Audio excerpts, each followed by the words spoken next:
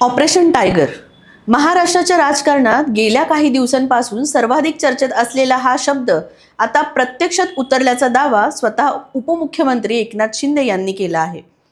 मुंबईत झालेल्या एका मोठ्या राजकीय कार्यक्रमात एकनाथ शिंदे यांनी जाहीरपणे घोषणा केली, ऑपरेशन टायगर फुल प्रूफ सक्सेसफुल झालं आहे.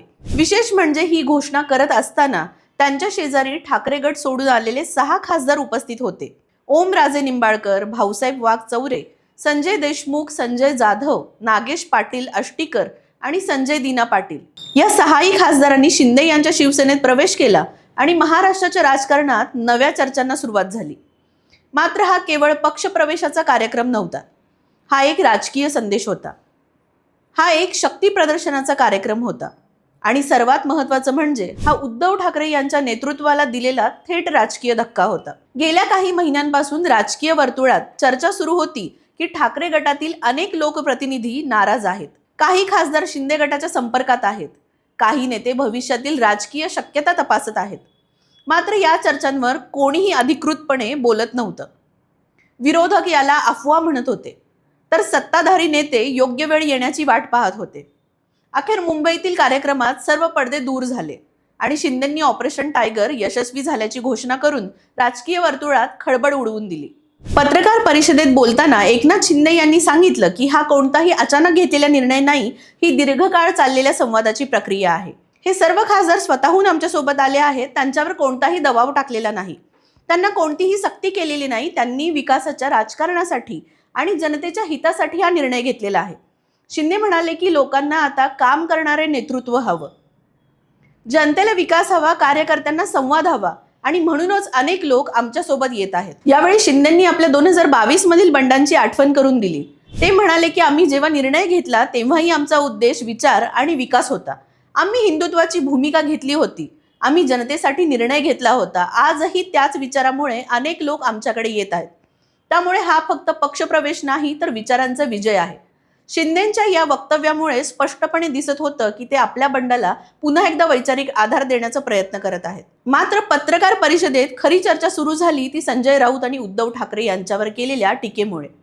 शिंदे म्हणाले की काही लोक रोज सकाळी उठून पत्रकार परिषद घेतात, रोज टीका करतात, रोज आरोप करतात, पण जनतेच्या प्रश्नांवरती बोलत नाहीत, जनतेसाठी काम करत नाहीत. त्यांना फक्त कॅमेरासमोर बोलण्यात रस आहे. नाव न घेता केलेला हा हल्ला थेट संजय राऊत यांच्यावरती असल्याचा सर्वांनाच समजत होतं. कारण महाराष्ट्रात दररोज माध्यमांसमोर भूमिका मांडणाऱ्या नेत्यांमध्ये संजय राऊत यांचं नाव सर्वात पुढे घेतलं जातं. त्यानंतर शिंदे आणखी आक्रमक झाले. ते म्हणाले की फक्त बोलून राजकारण होत नाही, लोकांमध्ये जावं लागतं, कार्यकर्त्यांशी संपर्क साधावा लागतो, त्यांचे प्रश्न ऐकावे लागतात, त्यांना वेळ द्यावा लागतो. हे केलं नाही तर लोक तुमच्यापासून दूर जातात. या विधानातून त्यांनी अप्रत्यक्षपणे उद्धव ठाकरे यांच्या नेतृत्व शैलीवरती प्रश्नचिन्ह उपस्थित केलं. कारण पुढे बोलताना त्यांनी दावा केला की पक्षातील अनेक लोकप्रतिनिधी नाराज होते, त्यांना भेटण्यासाठी वेळ मिळत नव्हता, त्यांच्या भावना समजून घेतल्या जात नव्हत्या, त्यांची मतं विचारात घेतली जात नव्हती, त्यामुळे त्यांनी वेगळा निर्णय घेतला. राजकीय विश्लेषकांच्या मते हीच ती ओळ होती जिथे शिंदेंनी थेट उद्धव ठाकरे यांना लक्ष केलं. कारण 2022च्या बंडावेळी देखील शिंदे यांनी जवळपास हेच कारण दिलं होतं. त्यावेळी त्यांनी सांगितलं होतं की पक्षातील आमदारांशी संवाद होत नाही, निर्णय काही मोजक्या लोकांकडून घेतले जातात, अनेक आमदार नाराज आहेत. आता खासदारांच्या प्रवेशावेळी देखील त्यांनी जवळपास तोच मुद्दा पुन्हा मांडला. याचा अर्थ असा की शिंदे अजूनही आपल्या बंडाचे राजकीय समर्थन त्याच मुद्द्यावर करत आहेत. विशेष म्हणजे या कार्यक्रमातील सर्वात महत्त्वाची गोष्ट म्हणजे टायमिंग. कारण महाराष्ट्रात पुढील काही महिन्यात स्थानिक स्वराज्य संस्थांच्या निवडणुका होण्याची शक्यता आहे. मुंबई महानगरपालिका निवडणूक देखील चर्चेत आहे. सर्वच पक्ष निवडणुकांच्या तयारीला लागले आहेत. अशा वेळी 6 खासदारांचा प्रवेश हा केवळ संख्येचा विषय राहत नाही, तो मानसिक युद्धाचा भाग बनतो. कारण राजकारणात अनेकदा आकड्यांपेक्षा संदेश जास्त महत्त्वाचा असतो आणि या कार्यक्रमातून शिंदेंनी एक स्पष्ट संदेश दिला. शिवसेना आता आमच्या सोबत आहे, लोकप्रतिनिधी आमच्या सोबत आहेत आणि ठाकरे गट कमकुवत होत चाललेला आहे. याच कारणामुळे या कार्यक्रमाकडे केवळ पक्षप्रवेश म्हणून पाहणं चुकीचं ठरेल. हा कार्यक्रम आगामी निवडणुकींसाठीच रणनीती देखील असू शकतो.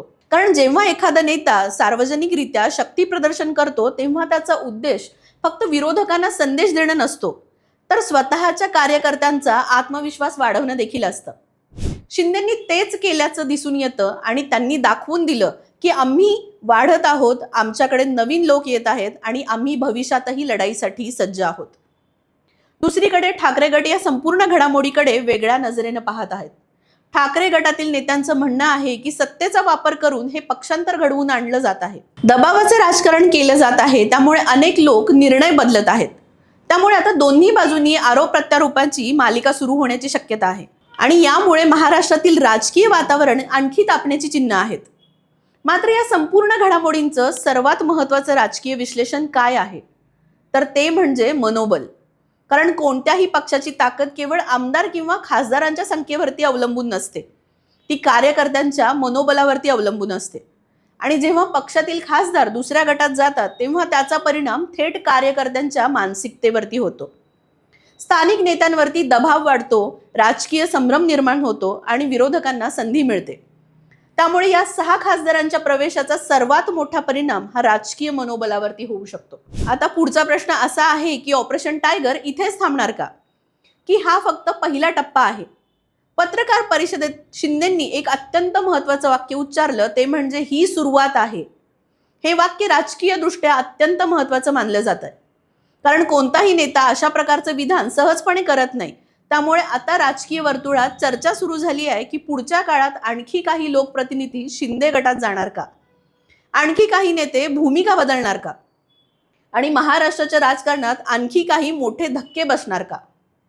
याच कारणांमुळे मुंबईतील हा कार्यक्रम केवळ एका दिवसाची घटना राहिलेली नाही, तो पुढील अनेक महिन्यांच्या राजकारणाचा विषय बनला आहे. कारण या कार्यक्रमाने एकनाथ शिंदे यांनी पुन्हा एकदा महाराष्ट्राच्या राजकारणात केंद्रस्थानी स्वतःला आणलंय. त्यांनी विरोधकांवरती हल्ला चढवलाय, त्यांनी स्वतःची ताकद दाखवली आहे आणि त्यांनी आगामी निवडणुकीसाठी राजकीय सूर निश्चित केला आहे. आजच्या घडीला एवढं मात्र निश्चितपणे म्हणता येईल की मुंबईत झालेला हा कार्यक्रम फक्त 6 खासदारांच्या प्रवेशाचा कार्यक्रम नव्हता, तो एक राजकीय संदेश होता, तो एक शक्ती प्रदर्शन होता, तो आगामी निवडणुकीची रंगीत तालीम होती. आणि सर्वात महत्त्वाचं म्हणजे तो महाराष्ट्राच्या राजकारणात सुरू असलेल्या शिवसेनेच्या अस्तित्वाच्या संघर्षातील आणखी एक मोठा अध्याय होता. आता पुढे काय होणार? ठाकरे गट याला कसं उत्तर देणार? संजय राऊत शिंदेंच्या टीकेवर काय प्रतिक्रिया देणार? उद्धव ठाकरे आपली पुढची रणनीती काय ठरवणार? आणि सर्वात महत्त्वाचं म्हणजे शिवसैनिक कोणाच्या बाजूने उभे राहणार? या सर्व प्रश्नांची उत्तरं येत्या काही महिन्यात मिळतील. पण आजच्या घडीला महाराष्ट्राच्या राजकारणात सर्वाधिक चर्चेत असलेलं वाक्य एकच आहे, ऑपरेशन टायगर फुल प्रूफ सक्सेसफुल झालं आहे.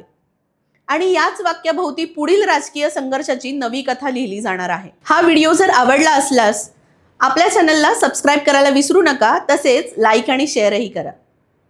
धन्यवाद.